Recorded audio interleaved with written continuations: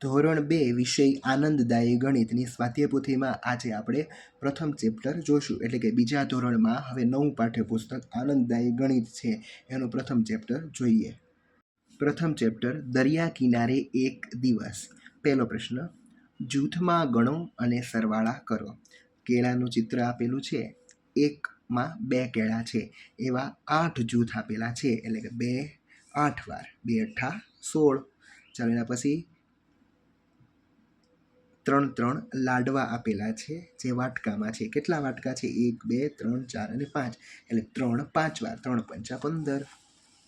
ચાલો પછી 4 કેટલી વાર? તો કે 4 6 વાર, એટલે 4 6 24. ચાલો એના પછી 4 કેટલી વાર? તો કે 4 વાર, ચોકે ચોકે 16.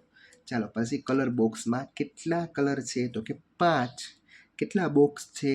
તો કે 6 બોક્સ છે, એટલે 5 6 30. ચાલો બીજો પ્રશ્ન, સૂચના મુજબ પ્રશ્નોના જવાબ લખો. પહેલો પ્રશ્ન, પ્યાલા કેટલા છે? તો કે પ્યાલા 12 છે. પ્યાલાના જૂથ કેટલા છે? તો કે 4 4 જૂથ છે. 1 2 3 ને 4 જૂથ છે. દરેક જૂથમાં કેટલા પ્યાલા છે? 1 2 3. દરેક જૂથમાં 3 3 છે. બંગડીઓ કેટલી છે? 25. બંગડીઓની જોડ કેટલી છે? 5. દરેક જોડીમાં કેટલી બંગડી છે? તો કે 5. કાનમાં પહેરવાની કડીઓ કેટલી છે? તો કે 24. કડીઓની જોડી તો કે 12, અને દરેક જોડીમાં કેટલી કડી છે? તો કે 2. ચમચીઓ કેટલી છે? તો કે 24. ચમચીઓના જૂથ કેટલા છે? 6, અને દરેક જૂથમાં કેટલી ચમચીઓ છે? તો કે 4. ત્રીજો પ્રશ્ન, ચિત્રને આધારે પ્રશ્નોના જવાબ લખો. પહેલો પ્રશ્ન, એક પેકેટમાં કેટલી પેન્સિલ છે? અહીં પેકેટ આપેલું છે, આમાં 10 પેન્સિલ છે. પેન્સિલના કેટલા પેકેટ છે? તો આપણે જોઈએ. પેન્સિલના 1 2 3 4 5 6 પેકેટ છે. પેકેટની બહાર કેટલી પેન્સિલ છે? તો 1 2 3 4 પેન્સિલ. કુલ કેટલી પેન્સિલ થાય? તો કે 6 બોક્સ આખા, એટલે 60. 60માં 4 નાખો એટલે 64. 47 પેન્સિલ હોય તો આમાં કેટલા પેકેટ બને? તો કે 4, અને કેટલી પેન્સિલ બહાર? તો કે 7. ચલો એના જેવો બીજો પ્રશ્ન આપણે જોઈએ. એક પેકેટમાં કેટલા ચાલ્લા છે? તો કે 10. ચાલ્લાના પેકેટ કેટલા છે? તો 1 2 3 4 5 6 અને 7. જો 58 ચાંદલા હોય તો 5 પેકેટ બને, અને છૂટા 8 બાકી રહી જાય. ચાલો હવે 10ના જૂથ બનાવો તથા દશક અને એકમમાં લખો. પેલું ઉદાહરણ આપેલું છે તો કેટલી લીટીઓ છે? તો કે 13. તો કે 1 દશક અને 3 એકમ.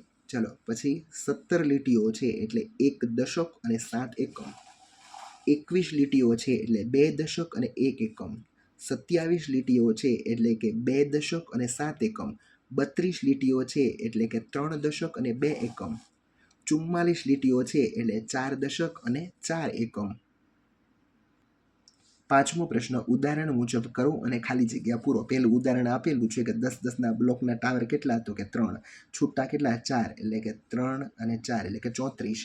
ચાલો અહીં તમારે કેટલા? તો કે ટાવર 5, છૂટા 3, 53.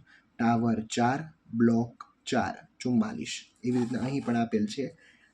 પટ્ટીઓ 4, એકમો 6, 46. પટ્ટીઓ 6, એકમ 6, 8, એટલે કે 68.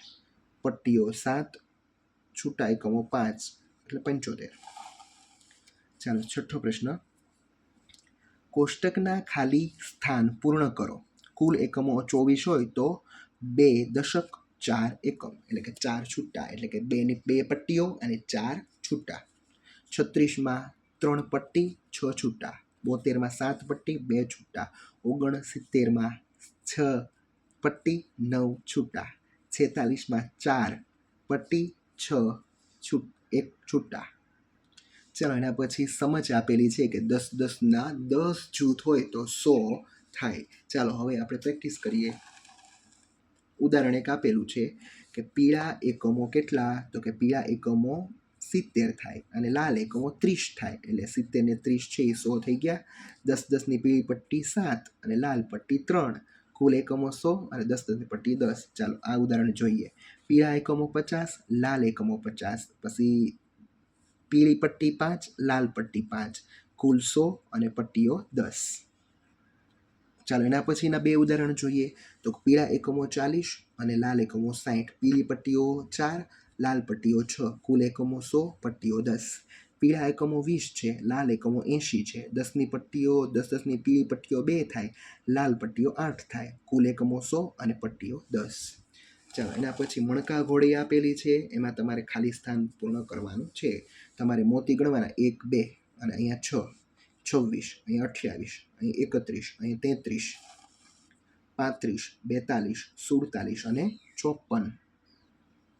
ત્યારબાદ 50, 66, 62, 73, 74, 88, 80, 95. ચાલો એના પછી ફરીવાર છે એ સમજ આપેલી છે અને તેને આધારે આપણે પ્રેક્ટિસ કરીએ. લાગુ પડતા વિકલ્પની ફરતે ગોળ કરો. 53 એ 35 કરતાં મોટી છે. 72 એ 27 કરતાં મોટી છે. 94 એ 49 કરતાં વધારે છે. 36 એ 39 કરતાં નાની છે. 91 એ 86 કરતાં મોટી છે. 59 એ 79 કરતાં નાની છે.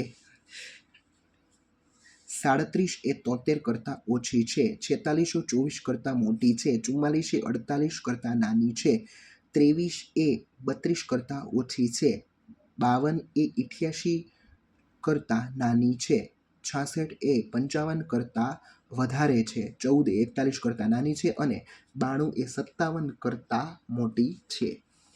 ચાલો એના પછી ઉતરતો ક્રમ એટલે સૌથી મોટી સંખ્યાથી શરૂઆત કરીને ક્રમશઃ નાની સંખ્યા સુધી જવું. સૌથી મોટી 91, 76, 53, 34, 23, 19, 14 અને 11. અહીંયા 86 થી શરૂઆત કરવાની. 86, 75, 63, 58, 51, 43, અને 29. ચાલો એના પછી ચડતો ક્રમ એટલે સૌથી નાની સંખ્યાથી શરૂઆત કરવાની. અહીં એક ઉદાહરણ તમને આપેલું છે. ચાલો જોઈએ આપણે. 14 થી શરૂઆત કરવાની. 14, 29, 35, 48, 50, 67, 76 અને 84 અને છેલ્લે 92. તેવી જ રીતે અહીં આપણે 27 થી શરૂ કરીશું અને પૂર્ણ ક્યાં કરશું તો કે 90 એ પૂર્ણ કરીશું. 12મો પ્રશ્ન. હું કોણ છું? મને ઓળખો અને જોડો. મારો એકમ અને દશકનો અંક 5 છે. તો ઉદાહરણ આપેલું છે 55. મારામાં 5 ઉમેરતા અડધી સદી પૂરી થાય. અડધી સદી એટલે કે 50, એટલે કે 5 એટલે 45માં 5 નાખો એટલે 50. હું 2 અંકની સૌથી મોટી સંખ્યા છું 99. હું 2 અંકની સૌથી નાની સંખ્યા છું 10. મારામાં 5 ઉમેરતા સદી એટલે કે 100. તો કઈ સંખ્યામાં તમે 5 ઉમેર સદી થાય તો કે 95માં 5. મારો દશકનો અંક 5 અને એકમનો અંક 6 છે 56. હું 80 અને 90 ની બરાબર વચ્ચે આવું છું. 85. મારો દશકનો અંક 6 અને એકમનો અંક 5 છે. તો 6 5 65. ચાલો એના પછી સમજ આપેલી છે કે પહેલો ક્રમ, બીજો કોણ, ત્રીજો કોણ, ચોથો, પાંચમો અને છઠ્ઠો. તેના આધારે આપણે પ્રેક્ટિસ કરીએ. ચિત્રને આધારે જવાબ લખો. ગાજર ખેંચે છે દાદા, દાદા અને દાદી ખેંચે છે, તેને છોકરી, પછી કૂતરો, બિલાડી અને ઉંદર. ચાલો પ્રશ્નનો જવાબ જોઈએ.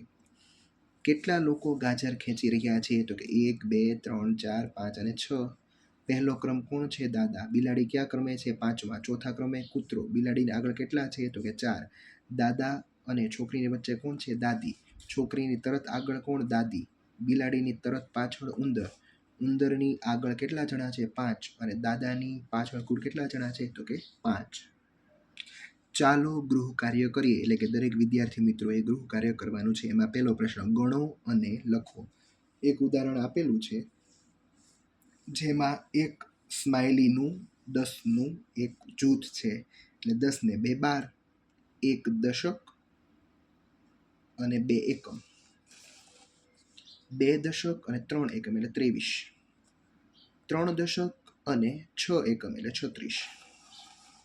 3 દશક અને 7 એકમ એટલે 37. 5 દશક અને 5 એકમ બરાબર 55. ચાલો હવે તમારે 10 માટે ત્રિકોણ દોરવાના અને 1 માટે ગોળ દોરવાનું. ઉદાહરણ આપેલું 36. તો 36માં 3 ત્રિકોણ અને 6 ગોળ. 43માં 4 ત્રિકોણ 3 ગોળ. 57માં 5 ત્રિકોણ 7 ગોળ. 62માં 6 ત્રિકોણ 2 ગોળ.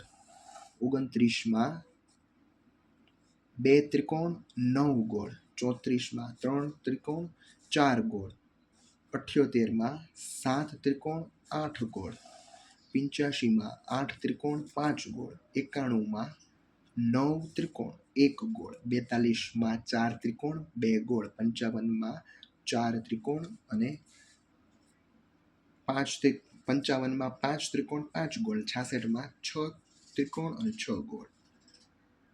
ચાલો એના પછી ખૂબ સરસ મજાનું ચિત્ર આપેલું છે અને આપણે ચિત્રના આધારે છે એ પ્રશ્નોના જવાબ આપવાના રહેશે. ચાલો પહેલો પ્રશ્ન આપેલો છે, સૌથી આગળ કોણ છે? તો કે સિંહ. સિંહની તરત પાછળ કોણ છે? તો કે સસલું. જીરાફ કયા ક્રમે છે? 9મા ક્રમે. વાંદરાની તરત પાછળ કોણ છે? વાઘ. હાથીની તરત આગળ કોણ છે? જીરાફ. 8મા ક્રમે કોણ છે? ઉંદર. વાઘ. કોની તરત આગળ છે? મગર. વાઘ અને હરણની વચ્ચે કોણ છે? મગર. અને સૌથી છેલ્લું કોણ છે? હાથી. સૌથી નાનું અને સૌથી મોટું પ્રાણી તો કે 8મા અને 10મા ક્રમે છે. અહીં તમારું આ ચેપ્ટર પૂર્ણ થાય છે. હવે આપણે નવા ચેપ્ટરમાં મળીશું. Thank you.